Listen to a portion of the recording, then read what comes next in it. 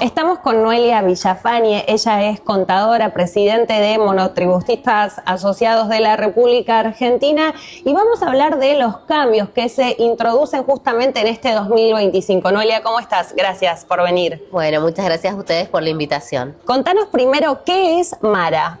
MARA es una asociación que justamente tiene como objeto defender y proteger los derechos y los intereses de los monotributistas. El monotributista no tiene que pagar ninguna cuota anual ni mensual, es una asociación gratuita que justamente se maneja a través de voluntarios, que los voluntarios destinan su tiempo para ayudar a los monotributistas. Tenemos diferentes tipos de acciones, pero desde los últimos años estamos haciendo mucho foco en la defensa de justamente los derechos de los monotributistas cuando van siendo avasallados. Bueno, hubo muchos cambios, así que entre las funciones, una de ellas es dar información y es un poquito de lo que vamos a hablar, ¿no? Lo que tenemos que tener en cuenta este 2025 si somos monotributistas, porque se introducen muchos cambios. Tal cual, sí, está ahora hasta el 5 de febrero, está la etapa de la recategorización. Hay muchos monotributistas que le tienen miedo a recategorizarse y dicen, uy, no, me quedo quietito, mejor no hago nada, no toco nada. Bueno, eso es un error, porque si el monotributista le corresponde subir de categoría y se quedó en la categoría en la que estaba, viene Arca, lo agarra de las orejas y lo recategoriza de oficio. Le dice, no, monotributista, no te hagas el vivo, subamos de categoría, y lo sanciona, lo puede sancionar.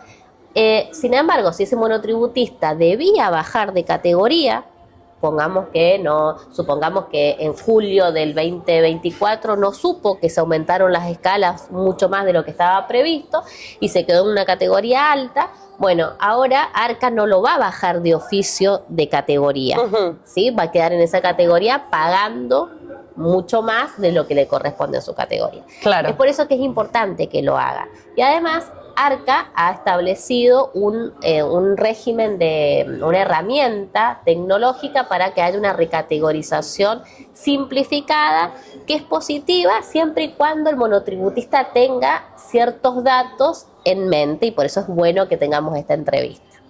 ¿Por qué? Porque lo que nosotros detectamos es que hay muchos monotributistas que cuando se recategorizan quieren hacer futurología. Claro. ¿Qué es esto de futurología? Dicen, bueno, ¿cuánto yo voy a facturar? Miran la nueva tabla y dicen, uy, la categoría A me va a permitir facturar hasta 7.800.000. Lo dividen todos y dicen, no, a mí me va a ir mejor, me voy a una categoría más alta. Bueno, claro. Eso es un error. La nueva tabla se debe comparar con los ingresos que tuvo el monotributista en el 2024. ¿En qué periodo? Del 1 de enero del 2024 al 31 de diciembre del 2024. Eso es lo que compara con la nueva tabla. Bien, y acá hay que tener cuidado. Si la persona facturó en enero y dice, bueno, voy a hacer esto como viveza criolla para que no me entre en la recategorización, eso va a entrar en la recategorización, claro, porque si corresponde al periodo de diciembre del 2024, entra dentro de la recategorización. ¿Bien? Bueno, una vez que ve estos ingresos que tuvo el monotributista, también hay que tener en cuenta otros parámetros. Como por ejemplo, uno de los parámetros es los metros de superficie que ocupa el monotributista en su actividad económica, los kilowatts consumidos, y acá esto es importante mencionarlo. ¿Por qué? Porque si bien la tabla habla de kilowatts consumidos de energía eléctrica, no todas las actividades están obligadas a mirar este parámetro. Claro. Por ejemplo, los kioscos, los negocitos. Hay muchas personas que vienen y dicen, uy, al final estoy en una categoría C porque consumí 6.000 kilowatts de energía eléctrica y al final estoy en una categoría C cuando mis ingresos son de una categoría A. Bueno, estás en una categoría C por no haberte informado, porque justamente tu actividad está exceptuada de ver ese parámetro. Hay que prestar atención a los detalles. Vos decías recién, hay que perderle el miedo a la recategorización y, bueno, ahora aumentaron, ¿no?, las escalas. Hubo un aumento reciente y también hubo un aumento, ¿no? El año pasado quedaron un poco distintas, ¿no?, la situación de los monotributistas a ese temor que muchos tenían de pasarse a ser responsables inscriptos, por lo que implica no pagar justamente de impuestos. Tal cual. Bueno, muchas personas hoy nos dicen, bueno, la actualización conforme el IPC, porque se modificó la ley de medidas fiscales paliativas y relevantes, se modificó el artículo 52 de la ley de monotributo, donde dice a partir de ahora la actualización es semestral, tanto de topes como de cuota, y va a ser semestral conforme la variación del IPC. Es por eso que ahora hubo gente que decía, che, estábamos acostumbrados a tener la tabla para el 1 de enero, todos teníamos la tabla. Claro, pero como el IPC de diciembre se publicó el 14 de enero, entonces por eso se corrió todas las fechas y por eso ahora la recategorización es hasta el 5 de febrero. Ahora, bien, muchos nos cuestionan y dicen, ¿por qué Mara no reclamó de que la actualización de la tabla quedó corta conforme a lo que el monotributista realmente le subió de costos, de alquileres, de tarifas, que no representan esta actualización? Bueno, nosotros decimos que si bien aparentemente este monotributista tiene esta sensación, en julio nosotros logramos que con la ley de medidas fiscales paliativas y relevantes se actualizaran los topes de facturación por encima de lo previsto, por más del doble de lo que tenía previsto el gobierno. Claro. Entonces, como para que ustedes tengan una idea, el gobierno tenía previsto que en la categoría A se facturara hasta 3.300.000 pesos anuales. Se logró que se aumentara a 6.450.000 con la misma cuota. Claro. Por lo tanto, esto hizo que la categoría K vaya a 68 millones y cuando ya se actualizó por encima de lo que tenía previsto el gobierno, porque escuchó lo que nosotros estábamos pidiendo desde Monotributistas Asociados República Argentina, dijimos, bueno, ya saneado todo este problema que tenía el monotributista de siempre pensar que podía salir al régimen general, bueno, ahora ¿cómo se va a actualizar de ahora en adelante? Bueno, conforme el IPC, y quedamos todos de acuerdo. Entonces, y va a ser automático esto ahora. Automática. No va a haber, no vamos a tener que hacer leyes de medida de alivio fiscal para actualizar, porque obviamente el horizonte que tiene hoy Argentina es que la inflación vaya siendo controlada. ¿Y cada cuánto tiempo se va a dar esta actualización que decías es automática? Ya no va a estar tampoco ese temor, ¿no?, de pasarse con la facturación y demás, porque eso se incorporó de una forma que sí es mejor, ¿no?, para los contribuyentes. Es semestral. Bien, antes la actualización era una vez al año y el monotributista tenía que estar con una tabla que era estática durante todo el año. Claro. Nosotros, desde el año 2019, que está la asociación, íbamos justamente planteando a mitad de año una ley de alivio fiscal que tenía que ir por el Congreso de la Nación y que era todo una burocracia terrible para aumentar los topes de facturación y que el monotributista no suba de categoría producto de la inflación. Claro. Ahora esto se solucionó aumentando los topes, como dije, más la actualización conforme el IPC. Bueno, es un dato interesante. Hubo algunos problemas con el tema de la prestación de salud, ¿no?, y los aportes de los monotributistas. Contanos qué pasó y cómo se resolvió esta situación. Bien, bueno, empezaron las obras sociales a declararle la guerra a los monotributistas y a dejarlos sin prestación, ¿sí? Esto surge porque hubo una época de un reempadronamiento para los monotributistas sociales de los programas sociales. Esto confundió un poco a las obras sociales pensando que todos los monotributistas sociales debían reempadronarse. Esto, bueno, fue una cuestión de que después terminamos informándole a las obras sociales de esto, pero después las obras sociales empezaron a cortar el servicio de salud directamente. Algo gravísimo, ¿no? Sí. Muchos son los monotributistas que utilizan la prestación, social, claro. Tal cual, sobre todo gente que tiene discapacidad, enfermedades oncológicas, diabéticas, los dejaron directamente sin prestación. ¿Cuál era la excusa? El Ministerio de Capital Humano no paga. Como el Ministerio de Capital Humano no paga en tiempo y forma, cortamos la prestación. Nosotros empezamos a ver qué era lo que estaba pasando, a hablar con el Ministerio de Capital Humano. El Ministerio de Capital Humano iba pagando, pero cada tanto las obras sociales cortaban la prestación. Sin embargo, seguían recibiendo el dinero. O sea, no te doy prestación, pero después, cuando venía el dinero, terminaba haciendo una especie de enriquecimiento ilícito. O sea, realmente estaban estafando al monotributista y al propio Estado. Negando el servicio. Tal cual, porque no le daban servicio. Entonces, ¿qué es lo que hicimos? Fuimos y hablamos con el superintendente de salud, Gabriel Oriolo, y con el gerente de la superintendencia de salud, Claudio Stivelman, quienes nos recibieron y empezaron a allanar el camino para poder recibir los reclamos y ver qué era cómo se podía ir solucionando. Y también nos recibió el ministro de Salud, Mario Lugones.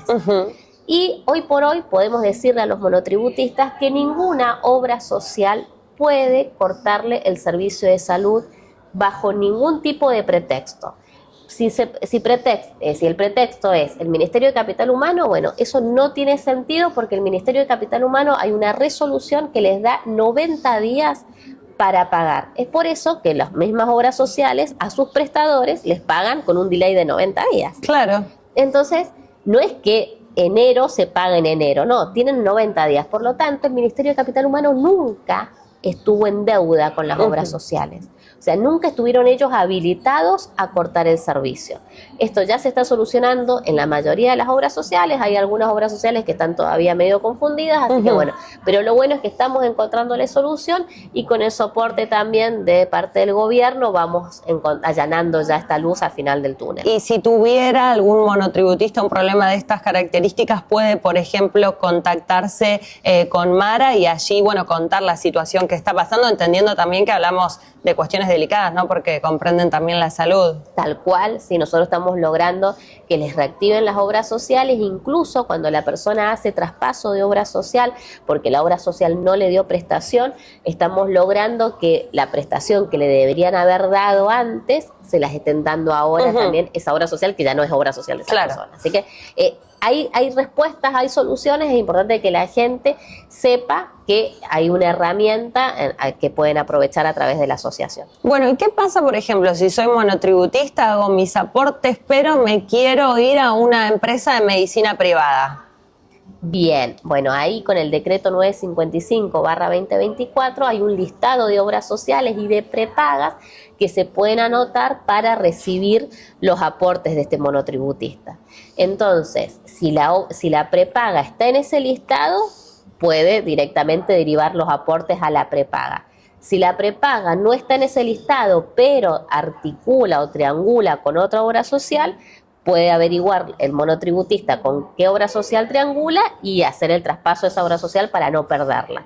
Pero bueno, si no existe ninguna de estas dos herramientas, lamentablemente el monotributista tiene que aportar a la obra social que figura en el monotributo y además pagar la prepaga aparte. ¿Qué pasó también con la devolución del impuesto a las ganancias, ¿no? Que muchos contribuyentes estuvieron haciendo el reclamo, hablan de mucha demora, de que no están teniendo agilidad con eso. ¿En qué nos podemos estar equivocando si la solicitamos y no nos están devolviendo ese monto? Lo más probable es que se hayan equivocado al momento de solicitarlo. Y uno dice, ¿pero cómo? Bueno, hay una pestañita cuando uno ingresa a www.arca.gov.ar que es el CCMA, Cuenta Corriente Monotributistas y Autónomos. Y es la sábana de aportes que tiene el monotributista. Si hubo centavitos en rojo y uno dice, ay, pero tenía una deuda de 300 pesos. ¡Qué malo, Arca! ¿Por qué me rechazó por 300 pesos? No es que te rechazó por los 300 pesos, es que justamente el sistema dice esta persona tiene deuda y por eso no está habilitada para pedir el... Es automático. Es automático, no es que hay una persona, porque si hubiera una persona diría, bueno, por 300 pesos se lo habilitamos, pero no. Entonces lo que tiene que hacer la persona ahora es ingresar, ver si tiene deuda, y tiene que ver el periodo, que vayan desde el periodo que corresponde para ver si tienen deuda, y ahí, en el caso que tienen deuda, ya tienen la explicación, regularizan esa deuda y ahí vuelven a solicitarlo y se lo van a poder reintegrar. Y tampoco es automático, por más de que te lo autoricen, porque también ahí están los ansiosos, ¿no? Que todos los días se fijan si le hicieron la devolución. Tal cual, pero bueno, ya deberían estar, hay muchos que ya tienen la devolución, así que si alguno no lo está teniendo es porque tienen este problema. Ok, y una vez que se aprueba, se tiene que devolver. Se devuelve en el CBU que corresponde, que declaró la persona.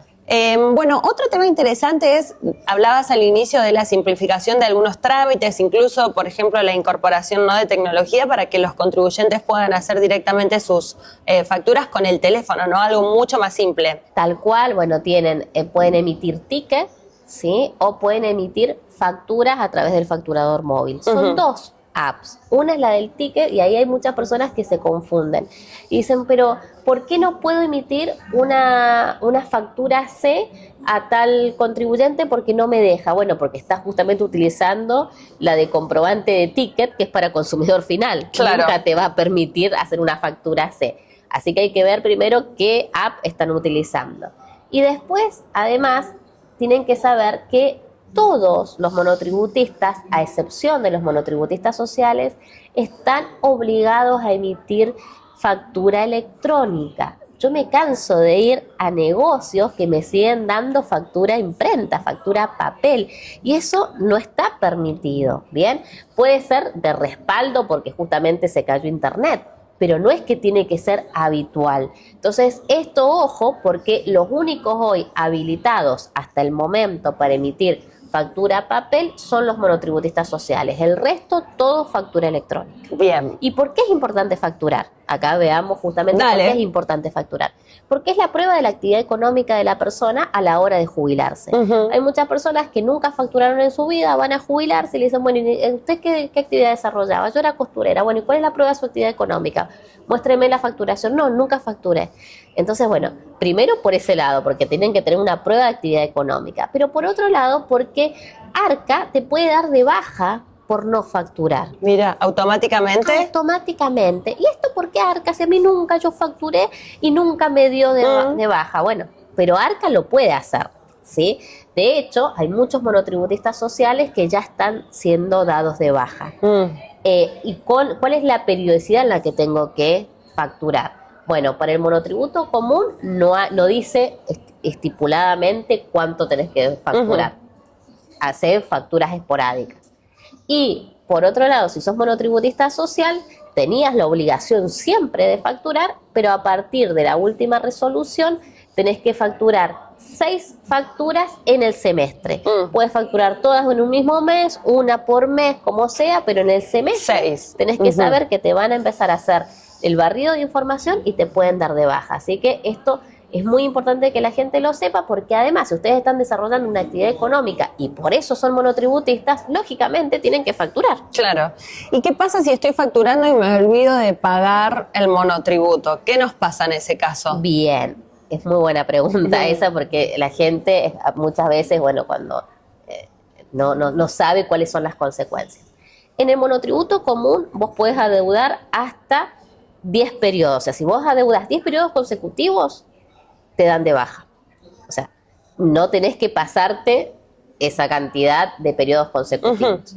Ahora, en el monotributo social son 3 periodos. Así que el monotributista social tiene que estar como mucho más atento que no se le juntan 3 periodos, porque lo dan de baja. Y el problema es que si te dan de baja como monotributista social o como monotributista común y vos tenés obra social, perdés esa obra social, porque después te tienen que afiliar de vuelta y hay que ver si tu obra social está en el listado de las obras sociales que ahora con el decreto están habilitadas. Claro, y además que se te acumulan intereses también. También, y sí, se genera ese todo es otro problema. Tal cual. Bueno, para cerrar, ¿qué tenemos que tener en cuenta este 2025? Un punteo, un borrador para, bueno, prestar atención, ¿no?, a todos con tantos cambios además y bueno, poder, como decías, ¿no?, también utilizar los beneficios por hacer nuestros aportes bajo la figura de monotributista y cumplir, por supuesto, con nuestras obligaciones. Tal cual, bueno, estar atentos a la facturación, porque justamente esto va a ser algo que puede motivar la baja del monotributo, y estar atentos también a qué beneficios hay por ser monotributista. Yo me encuentro con personas que dicen, al final el monotributista paga y no tiene ningún beneficio. Bueno, por ejemplo, hoy por hoy hay créditos para monotributistas con tasas subsidiadas, y muchos van a decir, bueno, pero ¿dónde están esos créditos? Bueno, están esos créditos para todas las categorías, por ejemplo, en el Banco Nación. Hay 3 líneas de créditos en los que los monotributistas pueden acceder. Nosotros estamos dando ahora charlas informativas para que puedan acceder. Es cierto que el monotributista va al banco y muchas veces le dicen no te vamos a dar el crédito, pero tienen que saber que está en la línea de crédito y uno refrescándole la memoria a la persona que lo está atendiendo con las pruebas de que están esas líneas de crédito, les van a dar esas líneas de crédito. Así que bueno, es importante que el monotributista sepa. Noelia, muchas gracias. Muchas gracias a ustedes.